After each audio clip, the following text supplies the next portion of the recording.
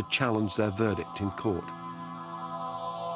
The Warhol Authentication Board is one of the most secret clubs in the art world. No one really knows how they go about evaluating Warhol works, how they go about appraising authenticity. No one from the board was either able or willing to talk to us, but the lawyer for the board, Ronald Spencer, a specialist in art law, did agree to meet me at his offices on Wall Street. There's a level of secrecy about how decisions are reached. Is this secrecy justified? If you come to us for our opinion, we're not going to provide you a roadmap. You can submit any material you want, any evidence you want, any factual information you want, any affidavits you want, any history you want.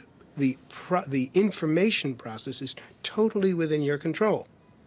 But then to ask us then to tell you how you ought to do it, in what sequence, and what's more important and what's less important, that's not the way we work. As soon as the board says that's one of our chief criteria, it is a roadmap for forgers. All right, so a certain amount of confidentiality, secrecy, if you will, is inherent and necessary to the process. If your painting is determined to be not authentic, what are the factors that have gone into your decision? It's like going to a doctor and not getting into the details of the diagnosis. No, the patient's dead, period. Go away. One of the things about not explaining the reasoning behind a rejection is that it leaves no room for debate. And I think that the whole of art history operates, in a way, by people publishing works of art and then debating it. I mean, if someone disagrees with that attribution, says, you're wrong, it's not by Leonardo, it's by his pupil so-and-so, then you can discuss that. And through those discussions, through that dialogue, you reach some consensus about what is and what is not by a certain artist. You're probably curious about who's on this board. I was. Perhaps it's people like those I've been meeting who worked closely with Warhol, or maybe academics who've dedicated themselves over the years to a detailed study of Warhol's working methods. There's someone on it, Neil Prince, who I just don't know anything about where he came from. He teaches in a very, very obscure university in New Jersey.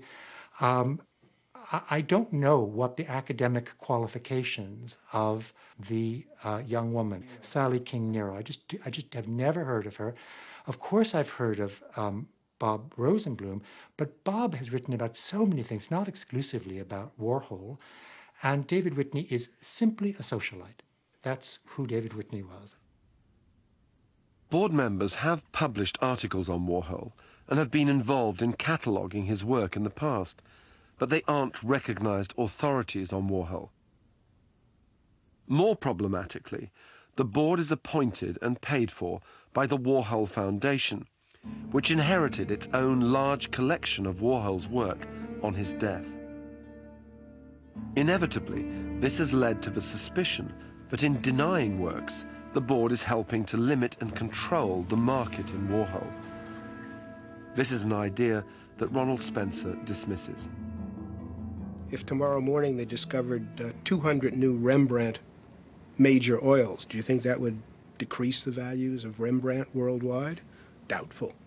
The demand is so huge for quality Pollocks, for quality Warhols, that to try to restrict the market and thereby push up the price, I think the art world would say that's not the way it works. Well, it's an argument that's undercut by the very fact that the Warhol Foundation so carefully released a certain number of Warhols over the years. I mean, why didn't they have a great big sale, as soon as the pictures came? They did not. They were very careful to release them very slowly. It's just simple economics, and it's nonsense. I mean, the great prices they get depend on the rarity of works of art.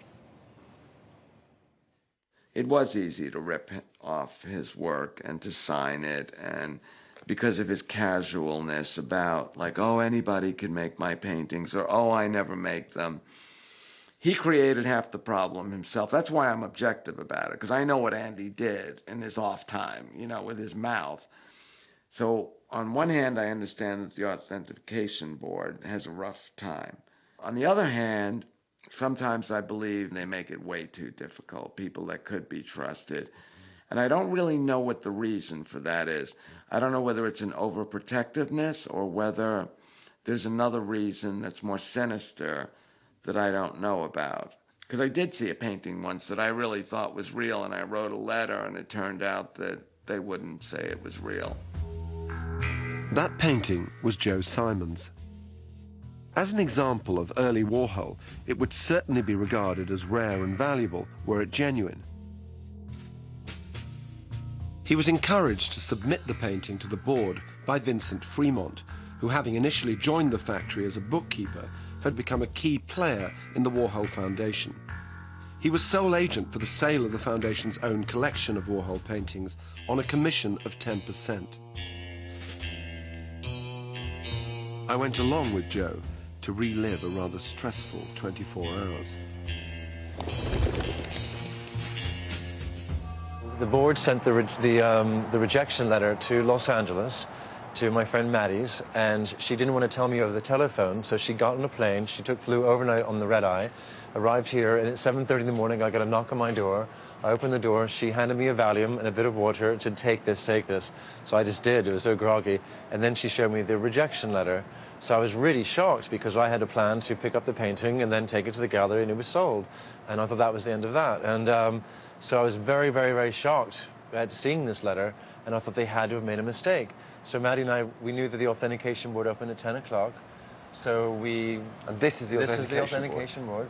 So off we came here, and we were walking down the street, and that's where I saw Vincent Fremont, just standing over here, walking across the street with two of the authentication board members. So this is called what? The Andy Warhol Art Authentication Board Incorporated. Incorporated. It's a lovely incorporated bed. So what is it really? Is it a storehouse for the paintings for the Warhol? Yeah, this is where the foundation keep their paintings, and we also where they store them when you during the authentication process. It looks very welcoming. Oh, it's pretty grim. And there's a little reception area in here, and they call your name, and they send an elevator man comes to pick you up, and he told me it's one of the saddest jobs in the whole world because he told me about half the works that get rejected, and people get very violent because they say, why is my work not real? Why doesn't it meet a stony face? So he has to bring them back down, and out they go. They're shoved out the door. This is quite a place, isn't it? You can imagine anyone being more or less intimidated by coming here, can't you? And you came here a second time, didn't you? Yeah, I came here a second time, and the girl I was with slipped and fell on the steps. And within minutes, we had a team of lawyers all over her because they were so afraid that that she was going to sue them. So it was all sorts of... And they even had like papers ready for her to sign, you know, so they were saying that they weren't responsible for it because it was all icy. So what exactly had gone wrong? Vincent Fremont invited Simon to lunch the next day and suggested that he should find out more about the history of his picture and then resubmit it. This was the beginning of Joe's quest. Off I went on my crusade, just following Vincent's advice, really thinking that if I did it and found the history, that everything would be okay. What did you feel when you first saw the stamp? It really hurt. First I thought it was a mistake, and how dare they do this, and also the stamp goes right through the other side of the painting, so even if they do reverse their decision, the painting's destroyed. I was very, very angry. I was actually stunned for a couple of days. It took a little bit of time to seep in.